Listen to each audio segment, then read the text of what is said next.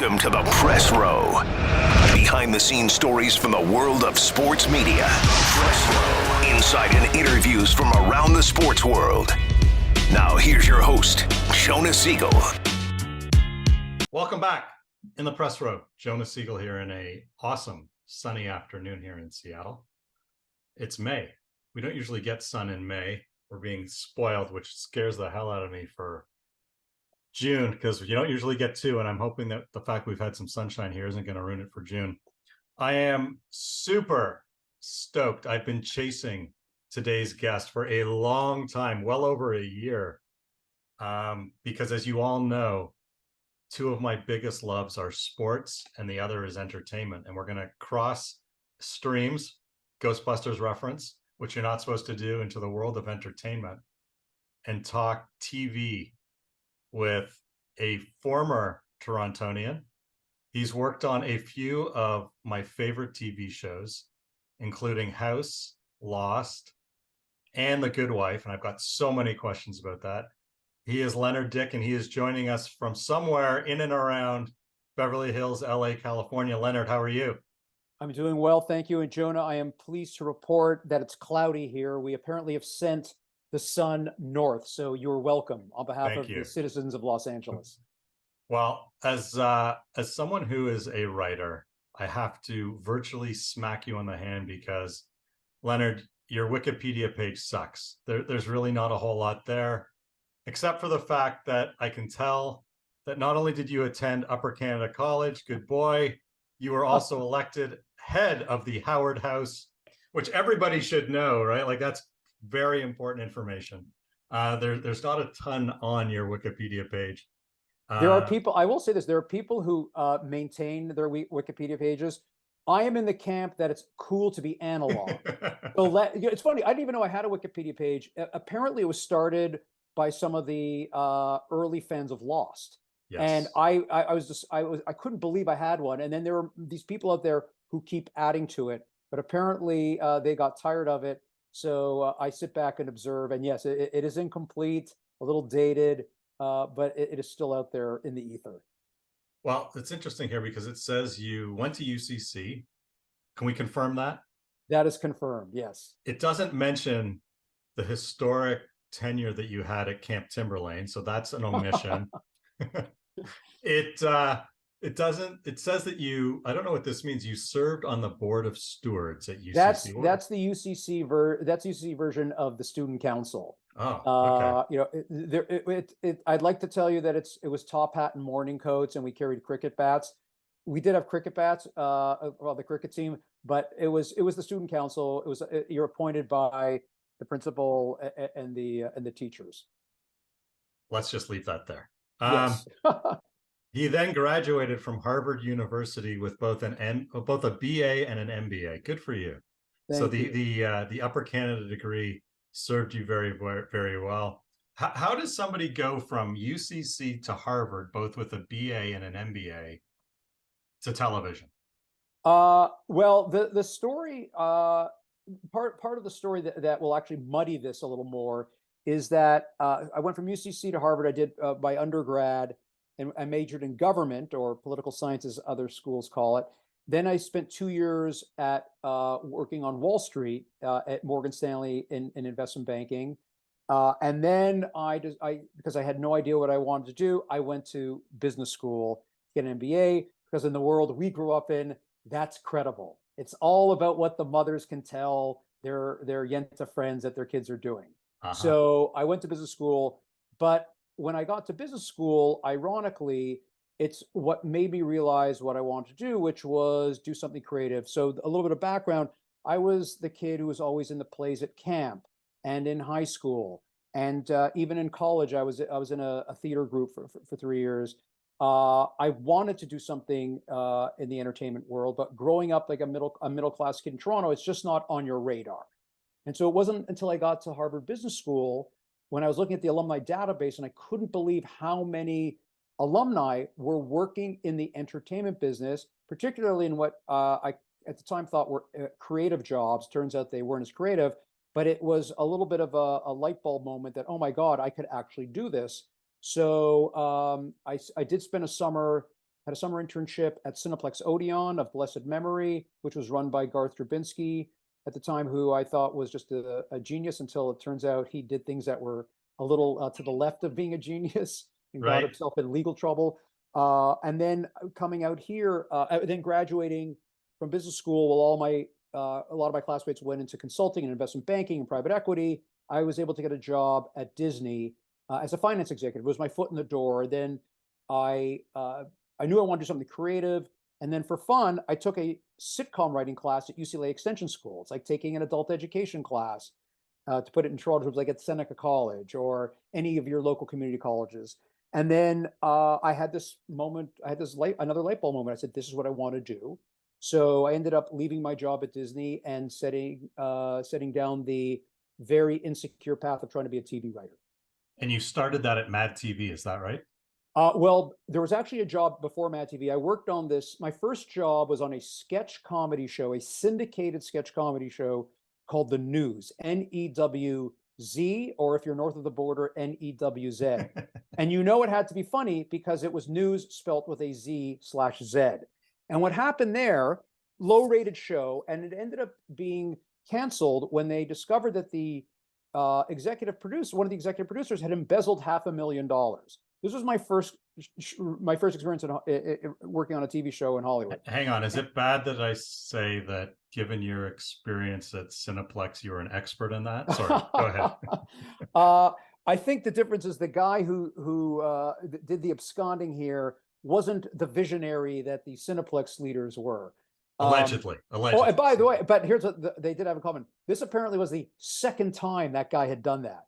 Nice. So I went from credited writer to creditor. I was now on a class action suit where they sued the show, and because the writers hadn't been paid for a few weeks, the actors hadn't been paid for months, and that was that. And so I was out of a job, and then a few months later, I was able to land on the first season of Mad TV, which was Fox's answer to Saturday Night Live.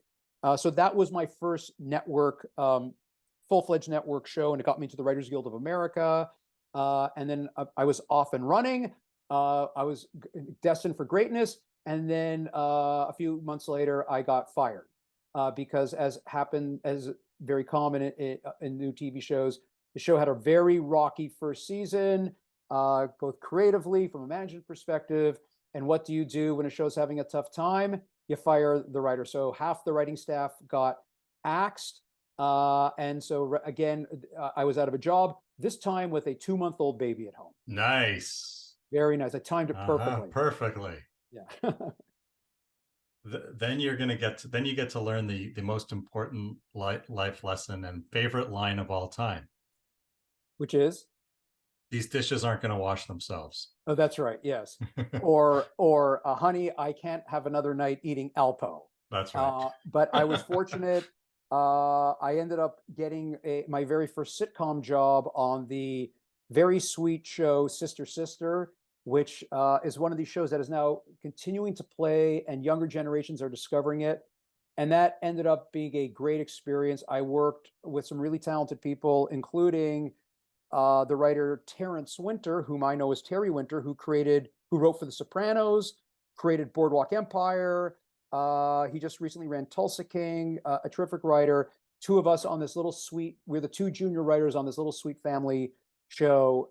So that was my introduction into the sitcom world and the world of the writer's room. And then I spent a couple of years in the half-hour world, and then I pivoted into 1-hour drama. So your pivot into drama, you didn't just, according to what I'm seeing on IMDb, you had some, I think what is probably pretty typical, and that is a bunch of different shows from 95 to 2002-ish. Yeah. Maybe a little bit later. And then this tiny little show in 2005 comes along. Yes. Called Lost. Well, yeah. So the thing, IMDb is an incomplete picture for most creatives.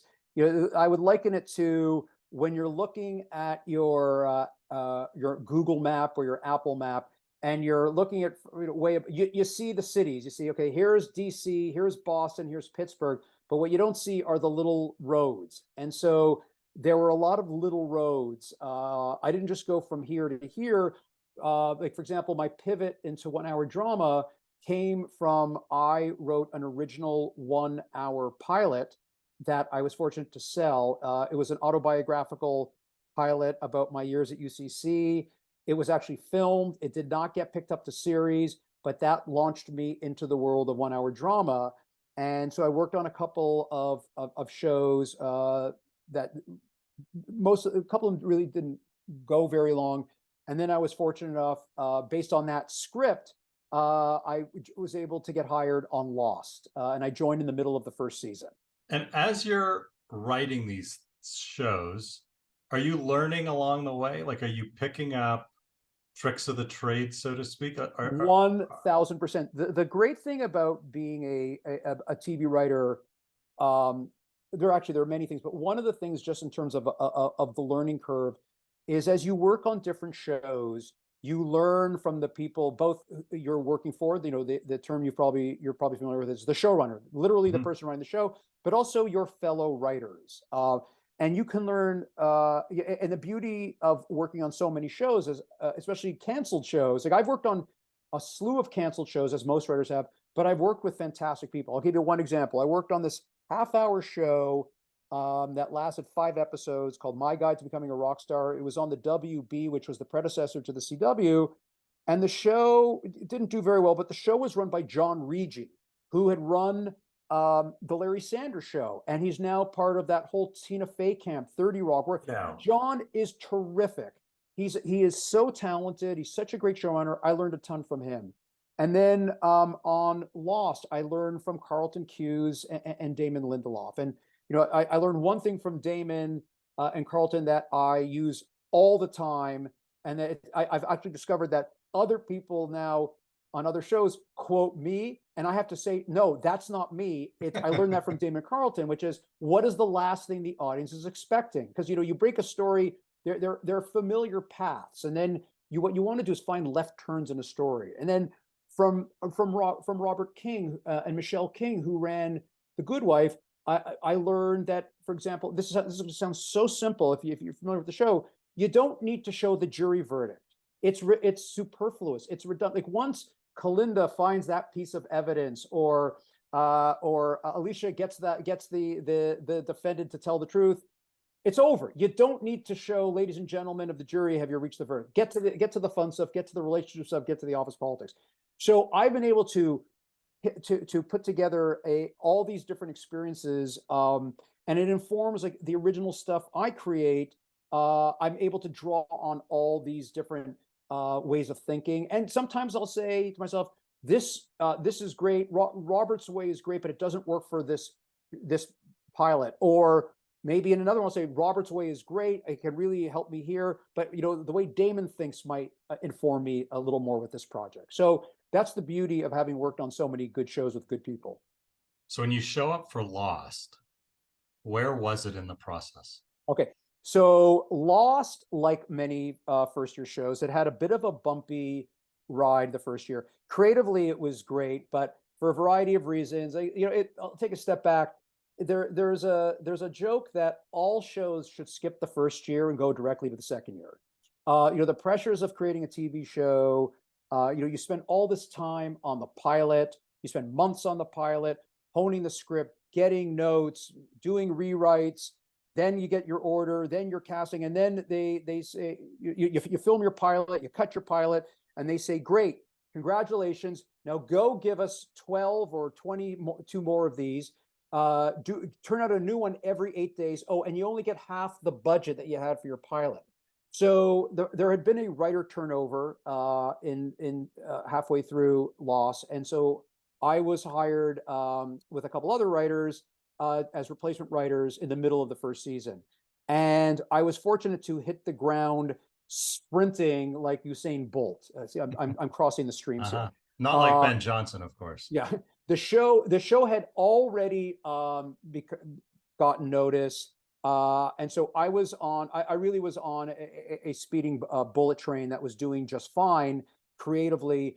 And so I joined in the middle of the first season, and I spent the rest of the first season there. And I was also, the first episode I was a part of was the episode called In Translation, which for those who remember the show Lost, there were the Korean couple, Jin and Sun. You saw her side of the story first, and then I joined for my first script that I co-wrote with Javier Grillo-Barkswatch was his half of the story. And then this is very much in the spirit of what Damon and Carlton and JJ conceived. The story was not what you thought it was. The things you saw in her episode, you pay them off in this episode. Guess what? It's very different. That was really the part of the tone set by Damon and Carlton and JJ. And so I was able to pick up on that vibe and help and be a part of it. The way I describe it is, I was fortunate enough to wear the same color uniform as some very talented people. So I'm puzzled because Puzzled, please. I understand when they film TV shows and movies. To idiots like me, you would think that when they film them in the order of the script, but we understand that they don't. That there's an order in which you film based on a whole bunch of different factors, right, and that the editor has to piece those together based on the script, and they make them together to make a TV show or a movie. Right. Is it not a lot? I mean, I would imagine that for lack of a better word, the owner of the show, so Damon owned Lost, it was his baby. Right. Well, figuratively, yeah, literally, it was owned by the Disney Corporation. But it was his idea, right? Like, yeah, his and JJ. Right. I don't want to get too off track here. The show was originally there was a version of the show. ABC, there was a pilot written for Lost.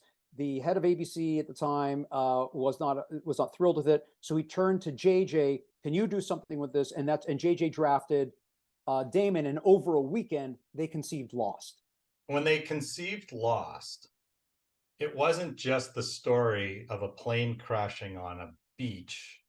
It was, I would imagine, and tell me if I'm wrong, it was an arc of a story of these characters and what happens to them in more than one episode, right? Yes. The difference is the original pilot of Lost was the version that you've alluded to this, is the version you would expect. And by the way, the writer of that pilot was pretty much doing what he was asked to do.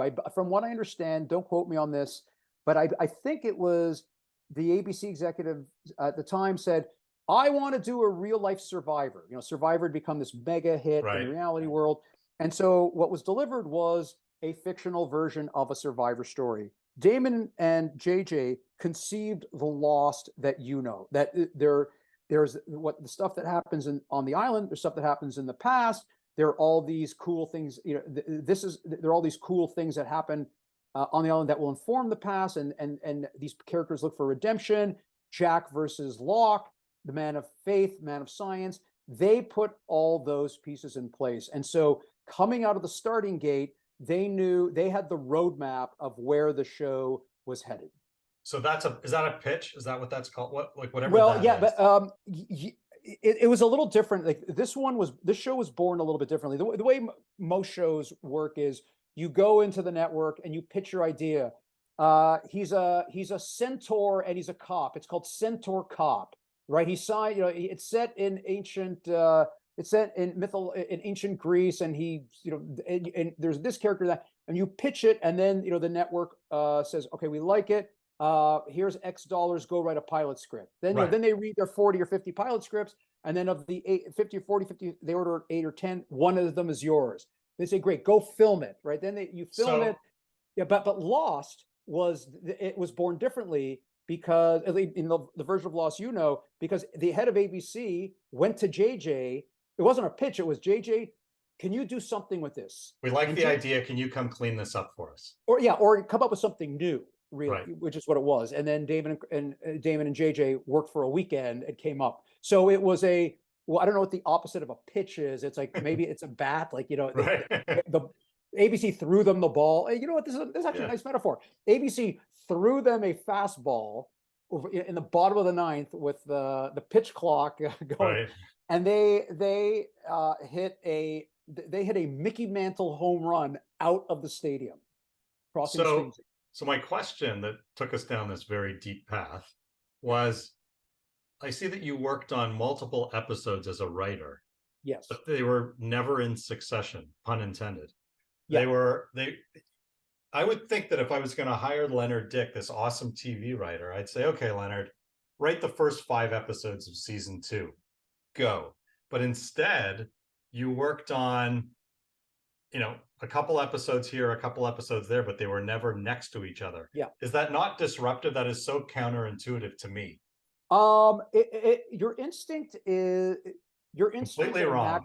Your instinct at a macro level is right, and the answer to that is those very isolated cases of the kind of auteur showrunner creator, like Mike White, who created White Lotus, which Mike White did it all on his own, short order.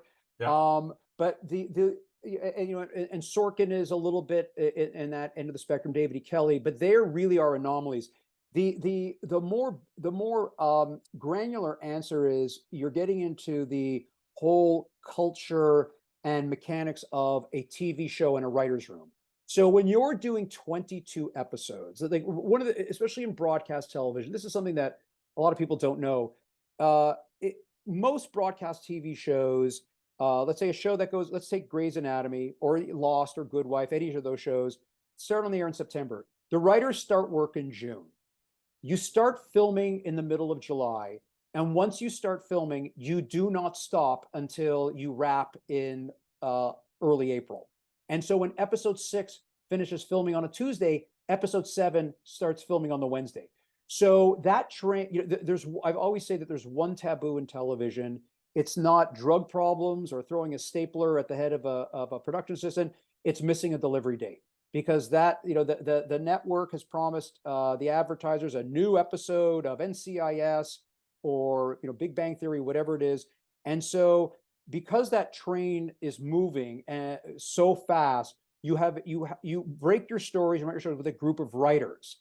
And so there's a rotation. So what would happen on Lost is we would break the stories as a group, and then whosever turn it was in the rotation would go off and write the episode. Meanwhile, so while I'm out of the writer's room writing the episode, the remaining writers are sitting there working on the next episode, pitching that next episode. Meanwhile, Damon and Carlton are ping-ponging back and forth. They're in the room helping break the story or hear what the writers have come up with.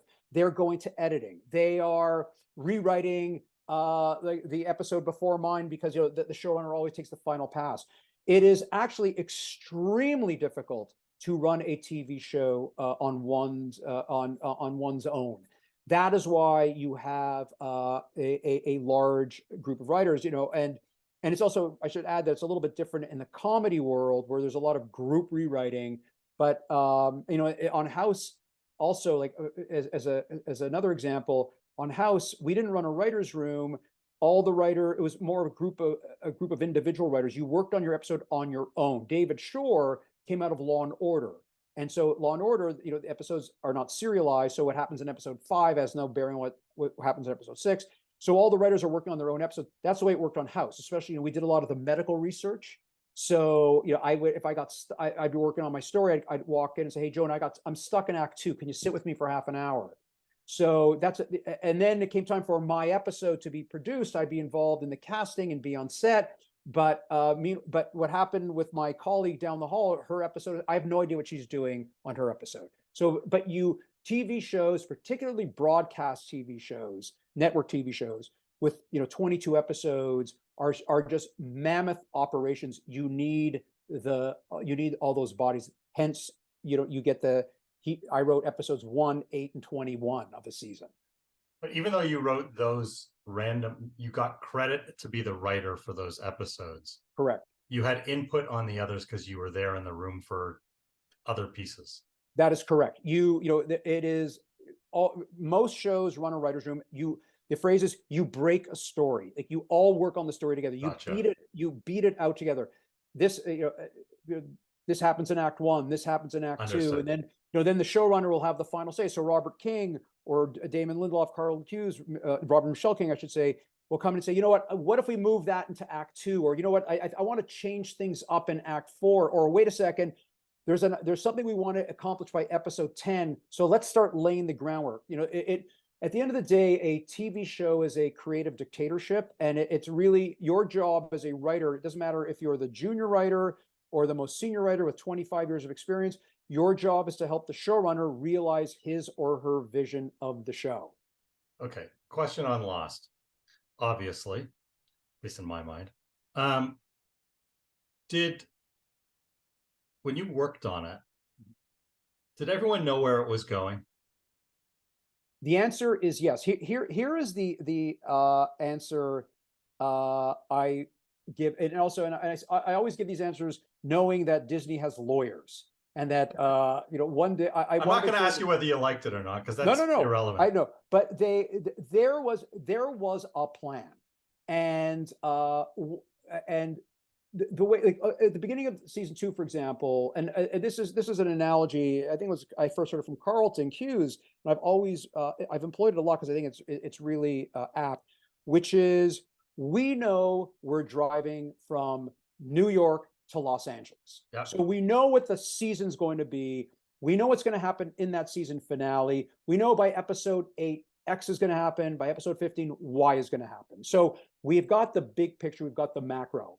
What we discover along the way is, this week, do I want to take a highway, or do I want to take a dirt road? Do I want to stop at the Grand Canyon, or do I want to go to the Alamo? And that's where you get like some of like the more focused character stories. So there always was a plan. The plan was adjusted as time went on. Part of it had to do with the way the negotiations went with the creatives and ABC. That, you know, like one of the things that was really interesting early on is that Damon, Carlton, JJ did not want this to be a show that just ran forever and meandered.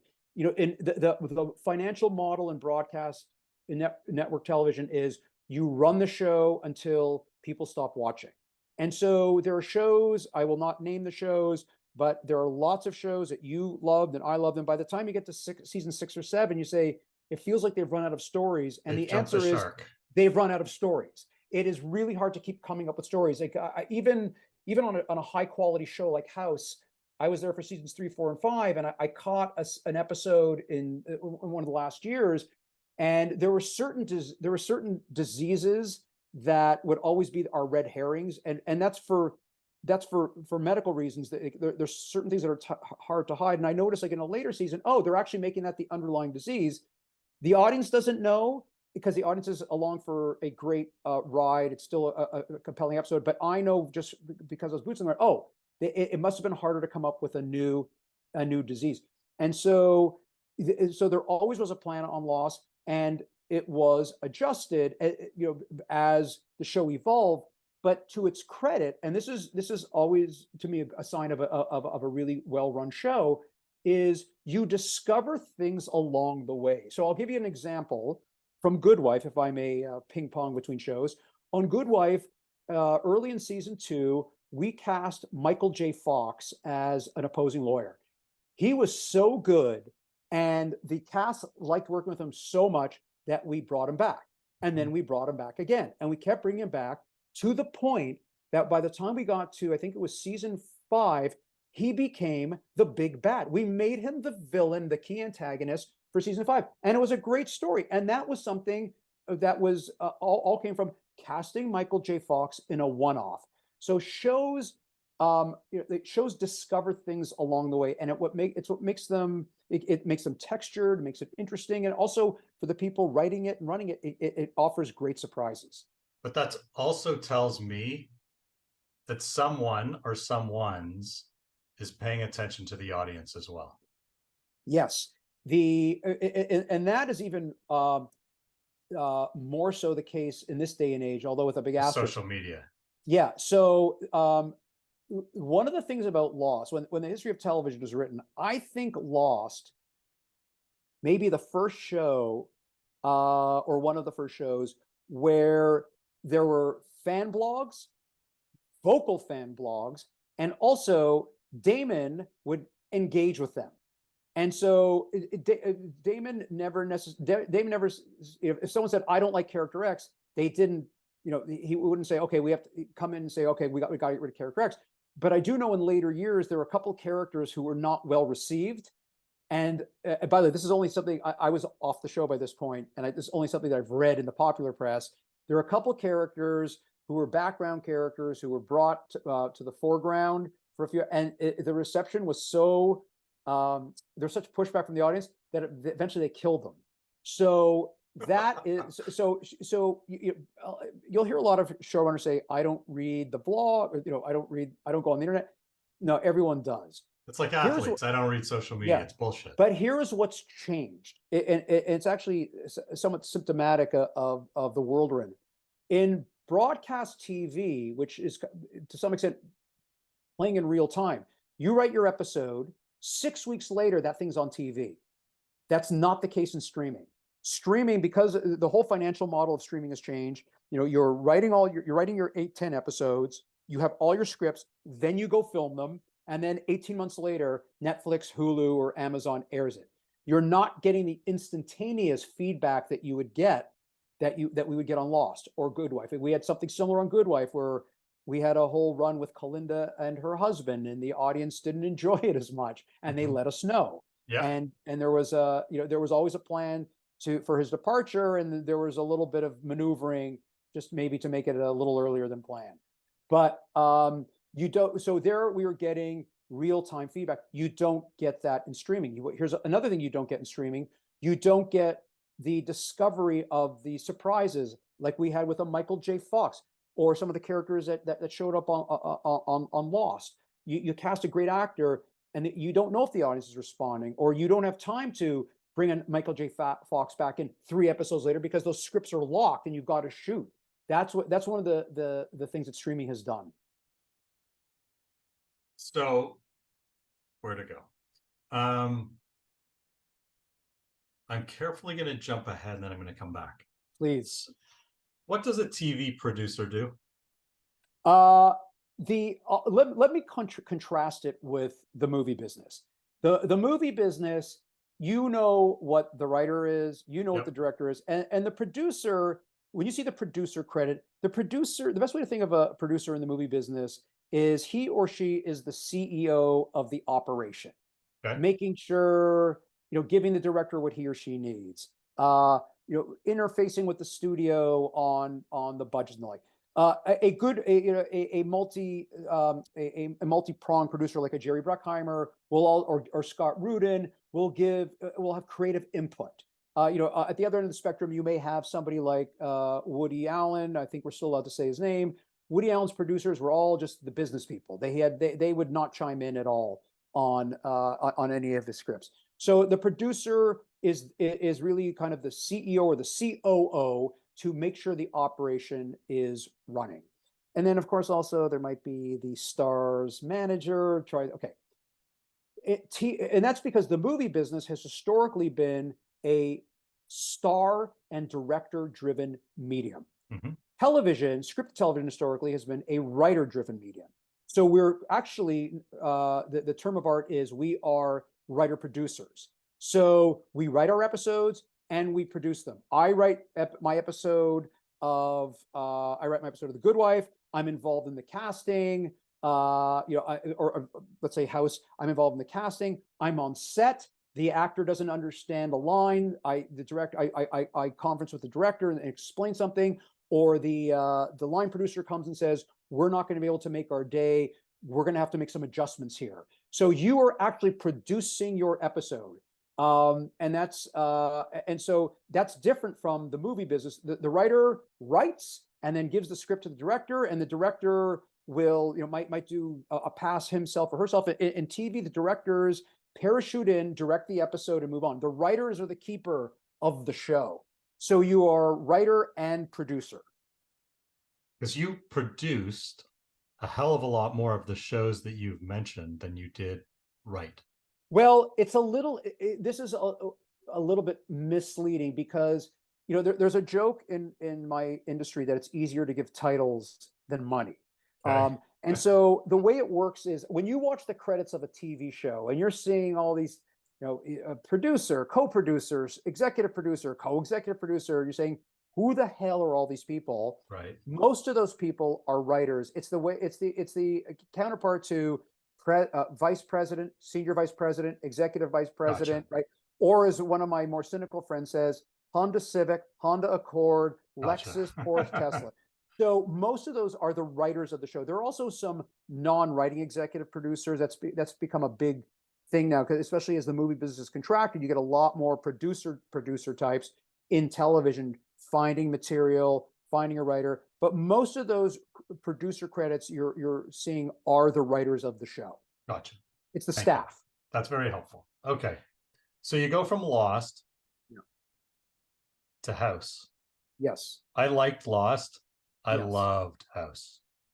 He was fantastic. And I will add, very importantly, created by David Shore from London, Ontario. So can I just tell you that my son was once ill in the hospital here in Seattle. He was very sick. He had COVID before there was COVID, basically. And as we often do, we turn to comedy in times of great stress. And they were about to put him on a ventilator. And he was in the ICU, and they were about to put him on a ventilator for a week, where thankfully he recovered. You've talked to him because he produces this podcast.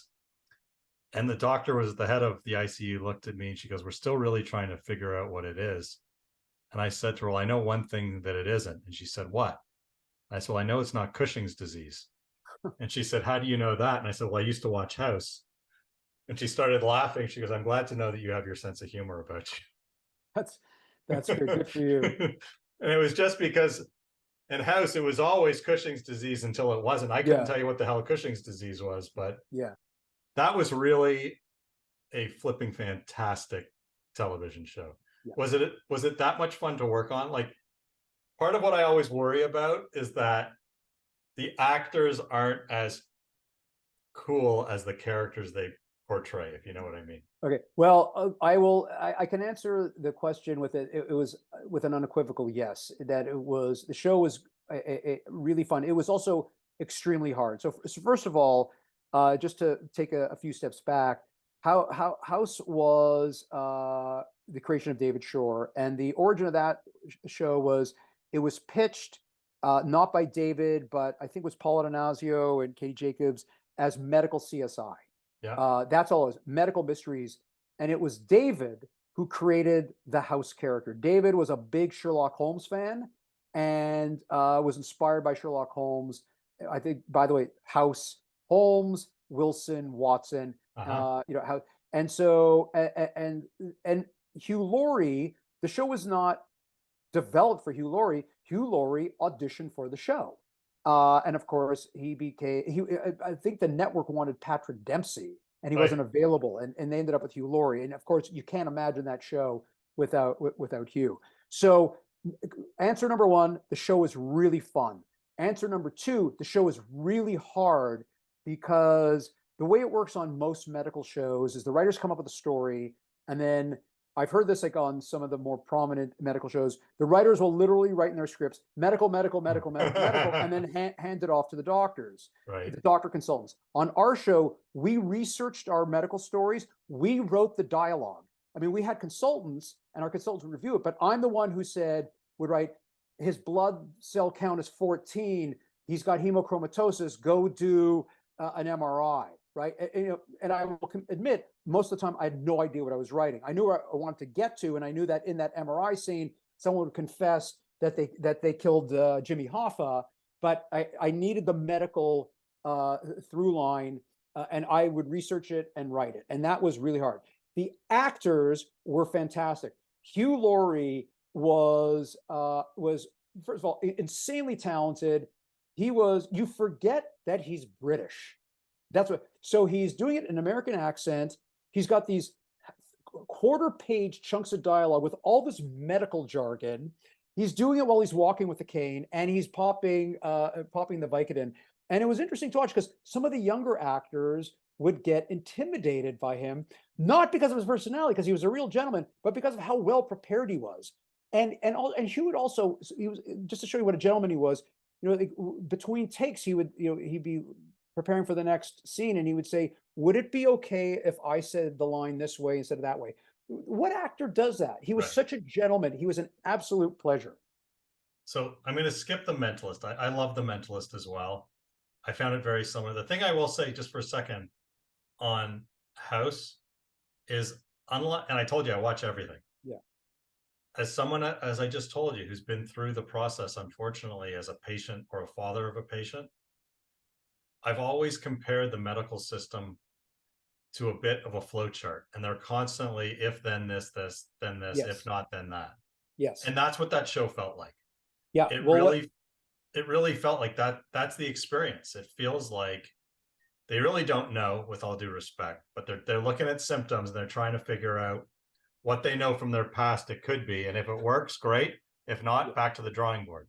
Well, yes, and the way House would, the show would spin it is, again, you have real medicine. The actual mechanics of real medicine are pretty straightforward and arguably boring. It's blood tests and MRIs. And you're making a TV show, you want to make it dramatic. Find a way for a House to stick a patient in a vat full of piranhas to prove that they have vasculitis. One of my colleagues, Larry Kaplow, who won a Writers Guild Award for, it was called like a live autopsy, he really thought almost like House. He was the one who wrote one where the teaser was a scrotum exploding. And so, you're looking for those one in a million opportunities.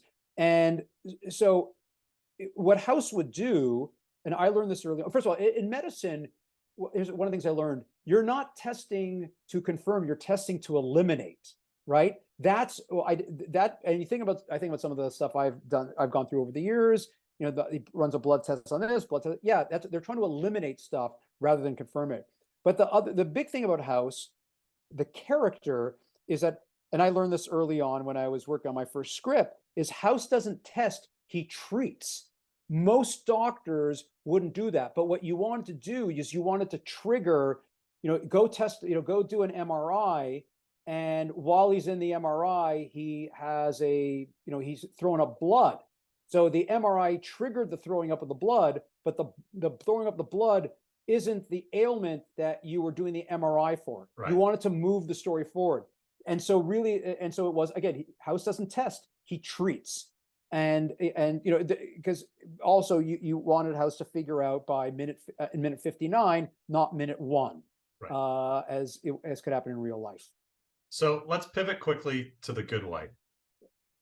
That was just so, it took the legal procedural to so many different places. First and foremost, you had a woman playing the lead role. Opened with, someone who found out her husband was cheating on her, brought her back to the world. Yes, I watched it. You should, if you're only listening and watching, Leonard's got a big smile on his face. Had, main characters dying out of nowhere, a who shot JR moment in the middle of the show. Yeah. And then the show, I'm making air quotes, ended to be reborn on a streaming service as something completely different.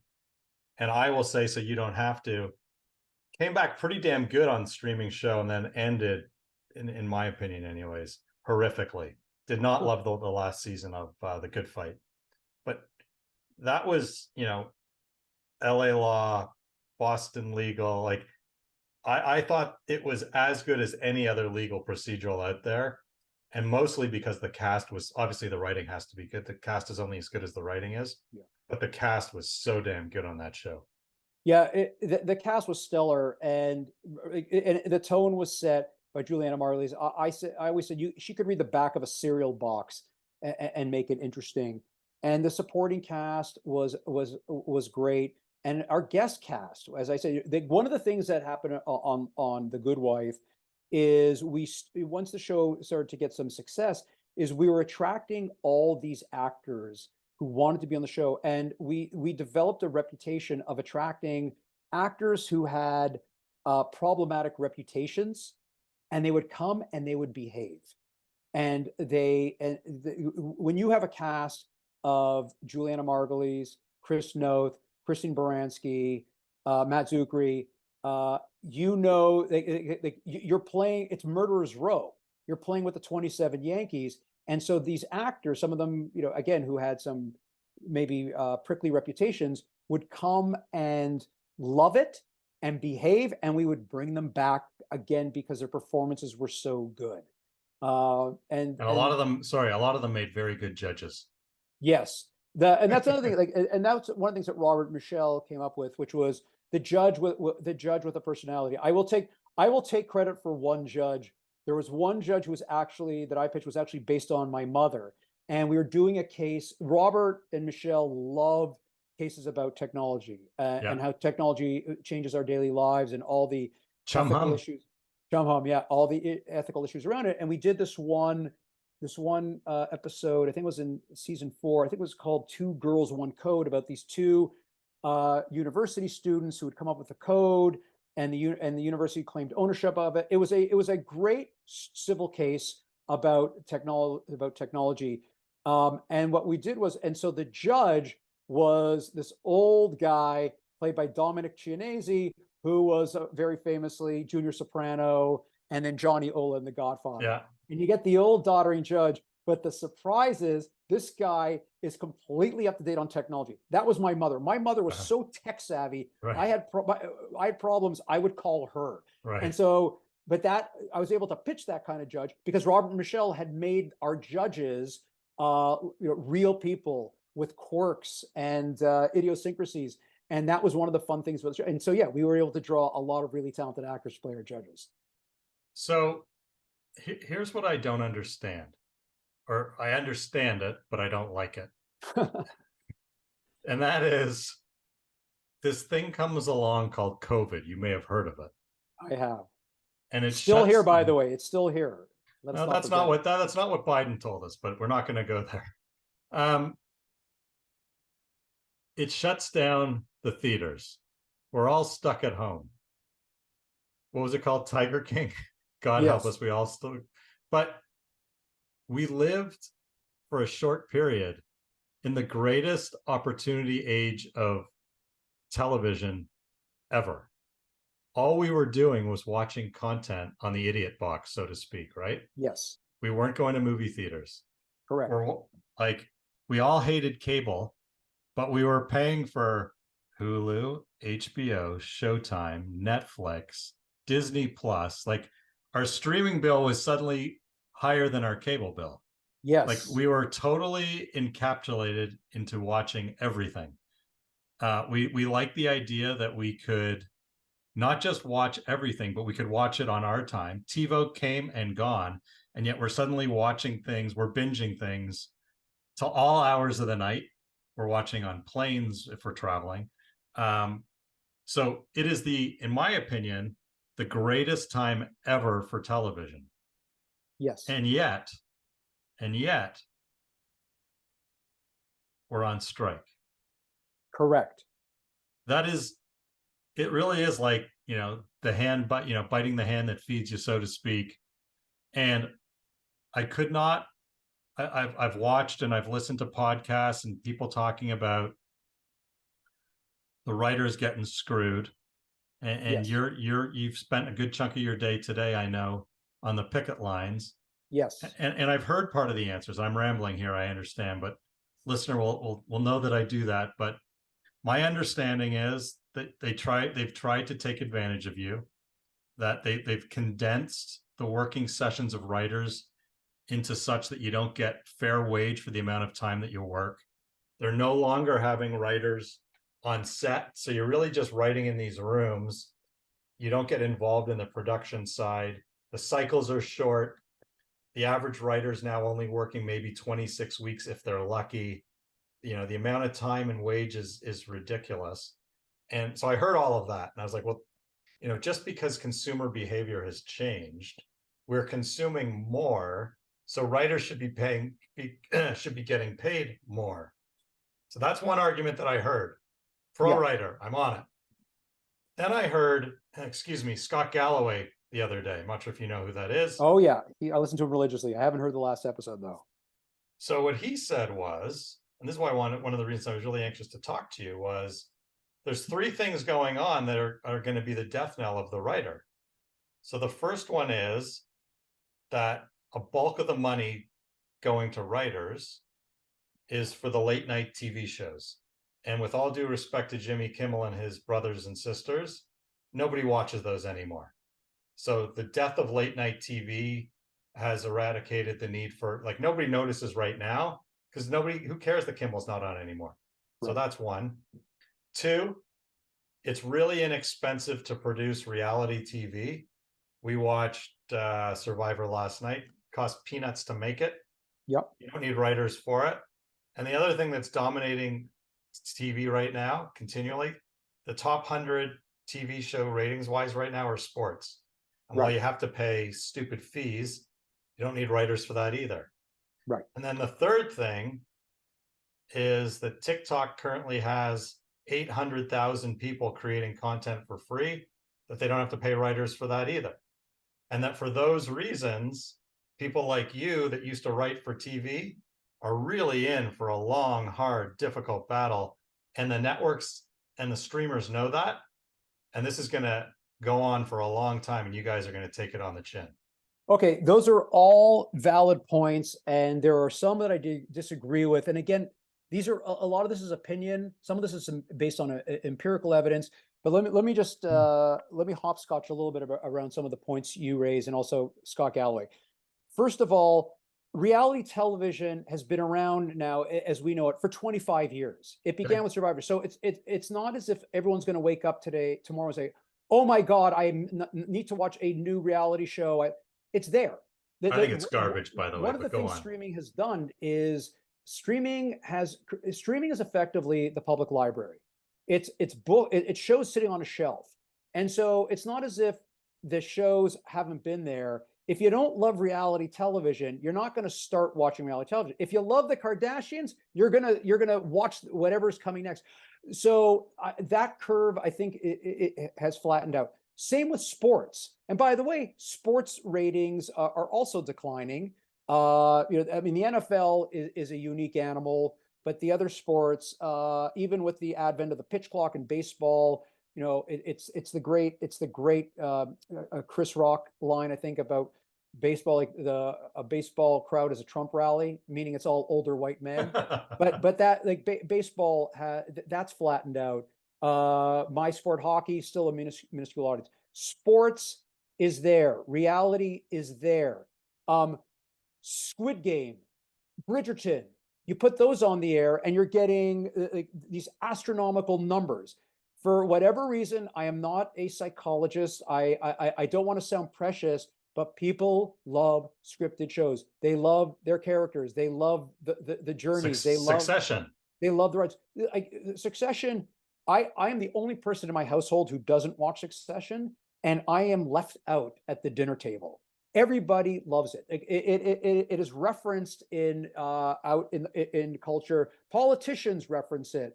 People are using it, and I don't know. That show is a hit. People love television. This has been going on for for what, 60 years, 70 years television. So there is again, I don't want to sound precious. I don't want it to sound like I'm in the diamond business and I'm offering you a perfect diamond, but people want to sit on a couch or ride on a plane and they want to watch all the episodes of Breaking Bad. And so there's going to come a point. It's interesting. Also, you also have the phenomenon of this is happening right on the cusp of summer. Summer viewership drops in all media, but once we get back into the rhythms of the year, people are going to start to miss people are going to miss the shows they love. So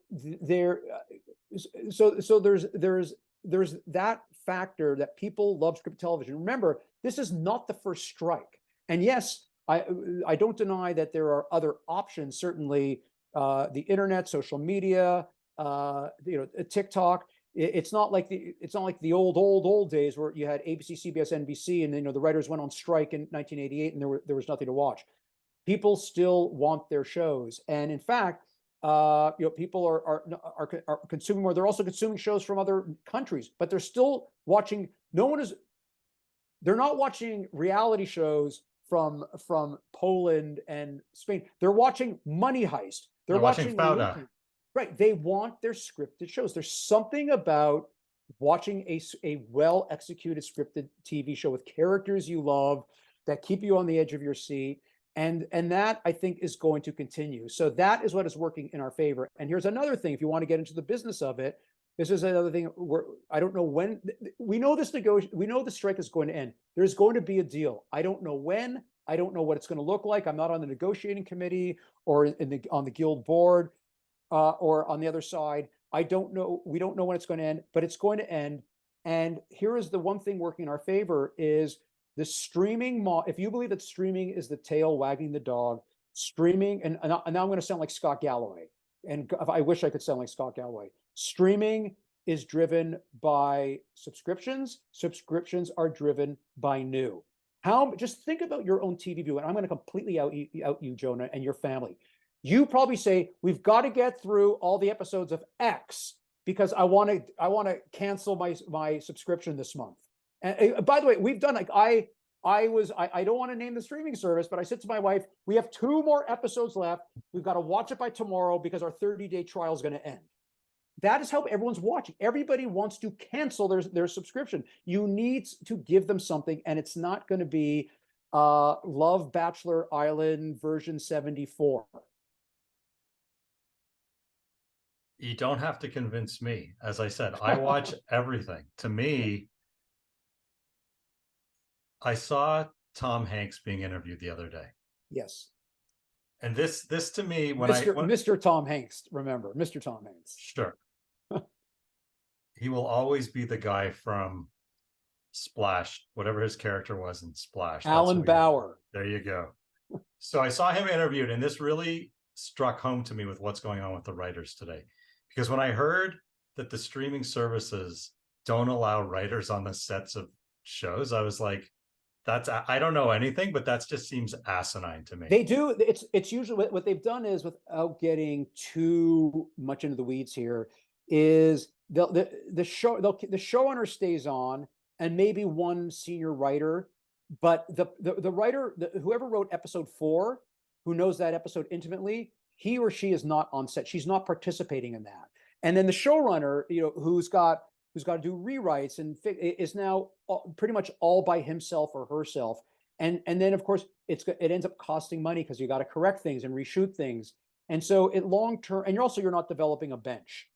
That's another thing. It is short-sighted. If you think these companies are supposed to place a premium on human resources and developing your assets, your human assets, they're not doing that at all. So this isn't the best example, but you're a writer. Go with me. Because what he said to me tells the story, and it makes the most sense. He was telling the story of when they were doing Sleepless in Seattle. And he said that the night before they were shooting the scene where Jonah was giving Tom Hanks's character shit for not responding to these women who wanted to date him that Jonah was setting him up for. And Tom Hanks said to Nora Ephron, the way you've written this, there's not a man on the planet that would respond the way you've written it. It just wouldn't happen. You've written this for a woman. No guy sounds the way you've written this. So she said to him, well, you tell me, what would it sound like? And he told her. And when he showed up to shoot it the next morning, it had been completely rewritten. And that's what is in the movie. It's great. That's a great story. And if these geniuses are so bloody cheap that they can't see that, then they've completely missed the boat, because they need people like you to be there on the set. I'm an idiot and I know nothing, but you need someone to see what's going on the set between the characters and to get that kind of feedback, to pivot as things are happening, to see that something's working or it's not working, or, the camaraderie's off or the words are off or something's not working. Like, that to me seems very natural. And if you can't find it in your budget to pay people to be there, you've completely missed the boat. Well, I think you have very compellingly identified a larger issue, and it really points to what is happening with the strike, which is in strikes past. We're across the table from the AMPTP, which is the Alliance of Motion Picture and Television Producers. It's an alliance of your major Hollywood studios, of which there are 8. And in years past, so you're negotiating with the alliance lawyers, but you're always lurking in the background were people like Peter Chernin, Bob Daly and Terry Semel at Warner Brothers, Les Moonves, TBS, people who grew up in our system, who read scripts, who watched cuts, who courted stars, who were, for lack of a better term, Hollywood people. Now, the people we are across the table from did not grow up in this system. What's his name? Ted Sarandos, Jeff Bezos, Tim Cook, who's the fourth one I'm thinking of? David Zaslav, who's a reality, came out of the reality world.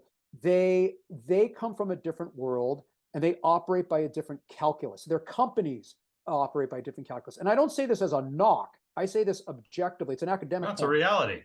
Yeah, and so whatever their figurative and literal Excel spreadsheets determine, and what their management algorithms determine, does not reflect the way the old media companies work. And it's one of the interesting divisions you see. In this negotiation right now, it's the streamers that are the tail wagging the dog. In fact, there have been several articles about this, that this is now being called the Netflix strike, and that Netflix has become the face of the bad guy. They are the villain. In fact, if you look at the picketing, we picket at 8 locations in Los Angeles. Most of the action is at the Netflix headquarters. Sorry. Go ahead. Please. No. You finish. I'll hold my thought. So it's not being driven by CBS. It's not being driven by NBC Universal or Disney the way it was in the old days. It's all those new practices that are in place now. Some of the ones that you very concisely and accurately described were put in place by the streaming companies. And so the legacy media companies, your Paramount / CBS, NBC Universal, Disney, Warner, etc., they are following the lead of the streaming companies. And yet they still have broadcast channels. They still need the old way. And there's an argument that's been made by several people, one of whom is John Wells, who is the showrunner on ER, who used to be the head of the Writers Guild, and he ran the negotiating committee. And he's one of the most impressive people you'll ever meet.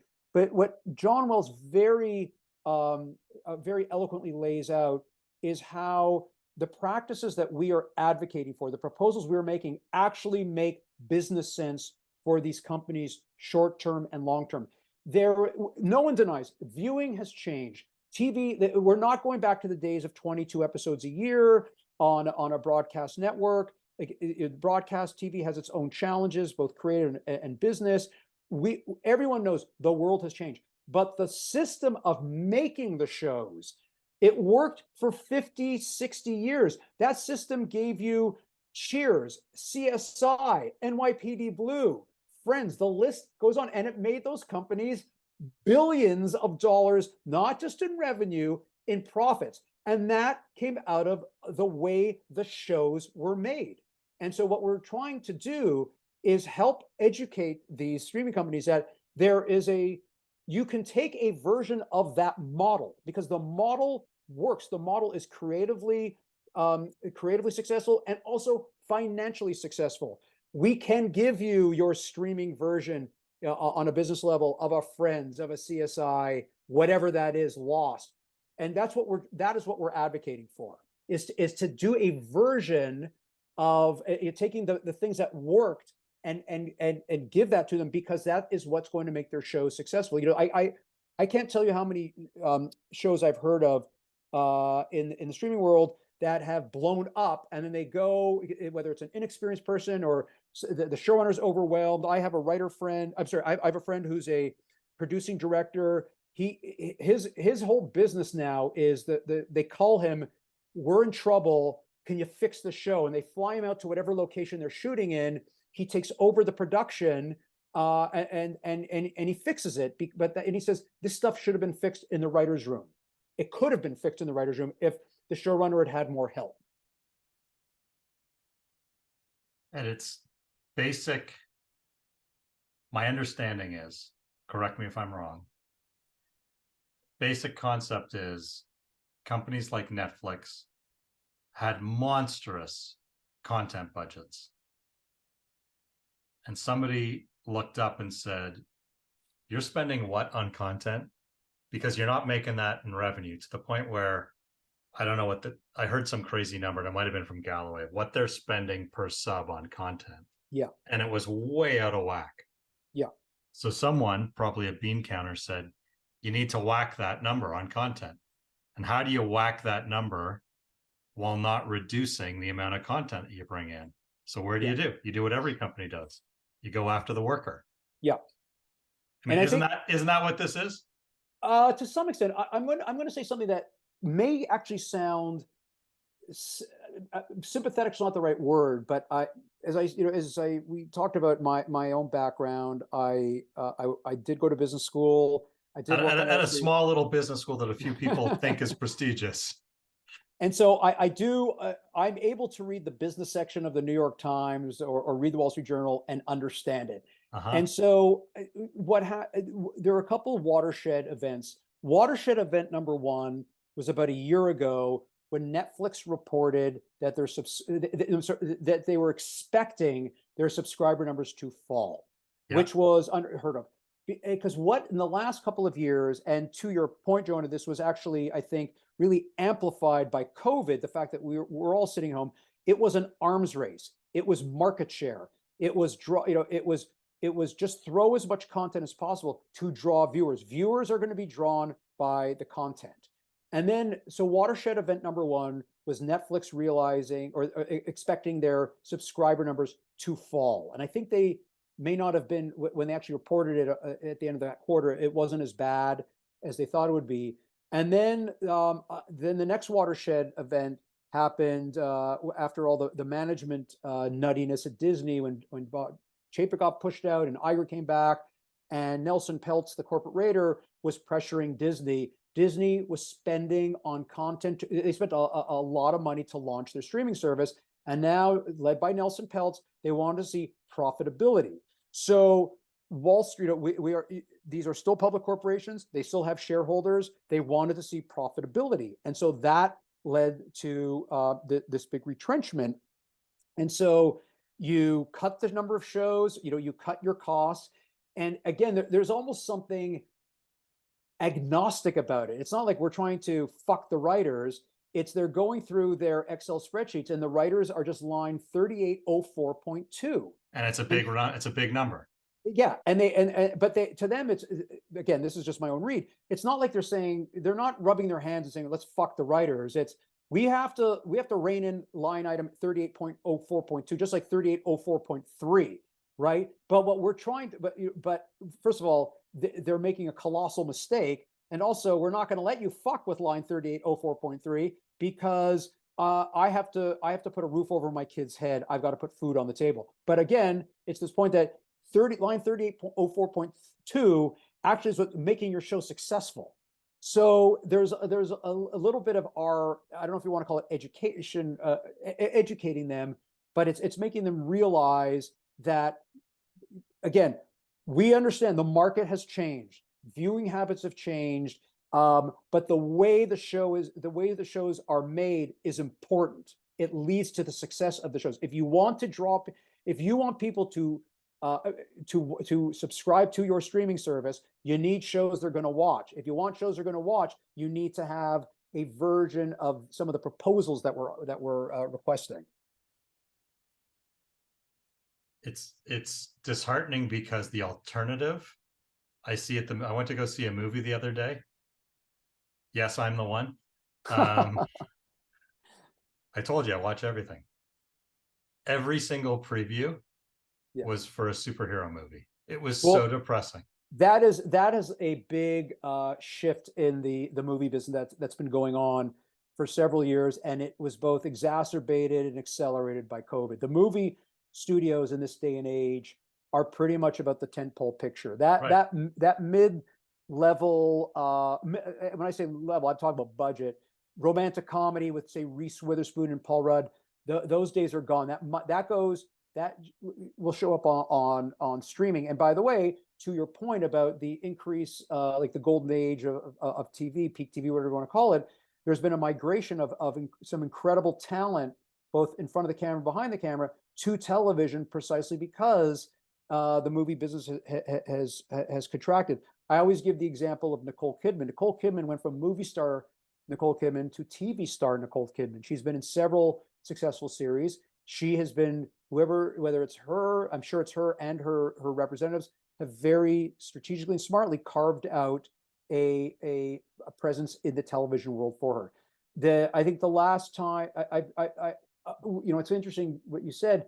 My wife and I said, let's go to the theater. We haven't been to the theater I think the last movie we saw was Top Gun, which, by the way, loved it.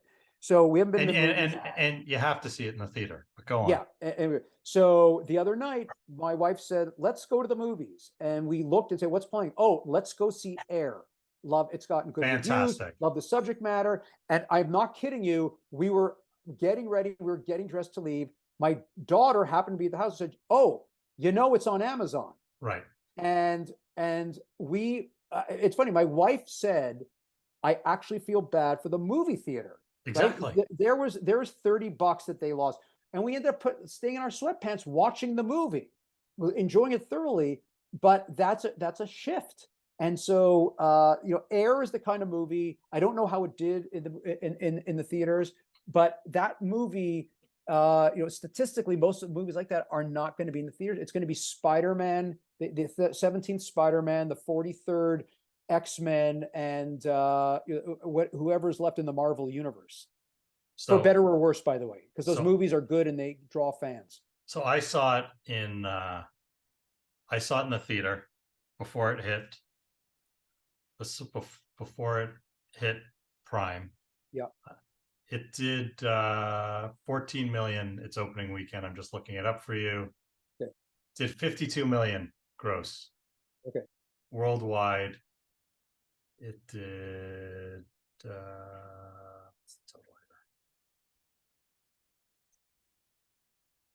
I'm not giving me a total. Oh, here we go. 90 million worldwide. I don't know what it cost to make it, but yeah, I mean, that's the problem, right? Is that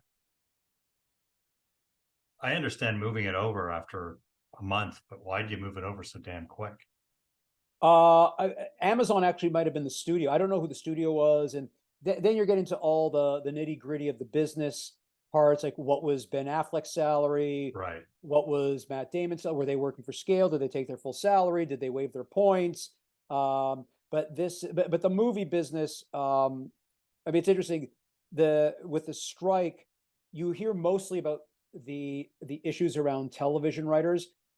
I got news for you. The movie writers, screenwriters, have a whole other set of issues, and they are just as valid and as serious as the issues for TV writers. And so this is an industry. Every industry is going through upheaval. There's no denying that. And it's funny. I was with my college/university roommates right before COVID. We had a little mini reunion weekend with our group and our sister group. It was really lovely. But one of the themes it really surprised me, and it probably shouldn't have surprised me, was everybody was talking about the upheaval in their industry and what they do. Medicine, finance. One of my college roommates he's one of the fund managers at Fidelity. Education, lobbying. Everybody, to a man and a woman, was going on about the upheaval and the changes. Cultural changes, technology changes. And so on the one hand, I thought, this is great. I'm not an island. I'm glad everybody's going through the same distress I am. The difference in my industry is everybody knows my industry. Everybody reads about it on the front page of the LA Times, the Seattle Post, whatever it is. So, and everybody is, your part of the things that are causing me heartburn because of the way you watch. And so that is the difference. But we are all living in this time of upheaval, and COVID was both an accelerant and a metaphor for the times we're living in. And we're trying to adjust, and we're trying to adjust in a way that we hope is equitable, and a way that we can sustain a career and make a living while also making these companies money. We're not naive about that. Do you have time for 2 quick questions? I'm here. I got nothing. I am here until 9 a.m. tomorrow when I'm back on the picket line. All right, so 2 quick questions. I think a hard one and an easy one. Okay. The hard one. Before the strike came, I think this would have been an easier question, but here we are. I think part of the problem that network television has suffered so much recently at the hands of streaming. And before that, whoever changed the name from HBO Max to now Max should be shot, but that's a discussion for the next time you visit. But is lack of adult content on network TV, nudity, language, etc. Ever is a very long time. Do you think that'll ever change on network TV? I am no expert. I would guess that the answer is no, it won't change. First of all, let me just pause for a second and say, I want to say something in defense of network TV, which is, even though streaming shows are the shiny object, your Bridgertons, your Squid Games, etc., the shows on network TV are still very high quality. Obviously, a lot of them are not high quality, and most shows get canceled. But Grey's Anatomy has run for 20 years. Yeah. NCIS has run for 20. It may not be your cup of tea, but a show like NCIS has a loyal audience. It's a well done show. The stories are great. The characters are compelling. People keep tuning in. Network TV has given us recently This Is Us. It's given us The Good Doctor. The FBI. The FBI franchise on CBS, again, well done shows, 100%. well written. And so network TV, and yet network TV still is producing or offering very good shows. However, network TV has to operate within parameters, and the parameters, they are public airwaves. They are regulated by the FCC. So yes, no swearing, no nudity, no cigarettes, and of course, you have the other thing about I think when I wrote an episode of The Good Wife about head injuries in hockey, and Robert and Michelle King were always keen on making things authentic. They wanted, the audiences are smart; they can see through like the fake names. So we were told by CBS Legal that you not only can you not say the NHL, you have to come up with a fictional name, and you have to say it something like 2 times in the first 3 minutes of the, whatever it was, like 6 times we have to say. So we came up with this, like, the Allied Professional Hockey League, right? And so if you're a hockey aficionado, like you and I, as you and I are, okay, it's the NHL without being the NFL, and it sounds goofy, but that's network TV. Those are the parameters you're operating within, and the public airwaves belong to the public. And so the counter argument is, this is what we offer, or these are the kind of shows. If you want adult, you can go watch on streaming.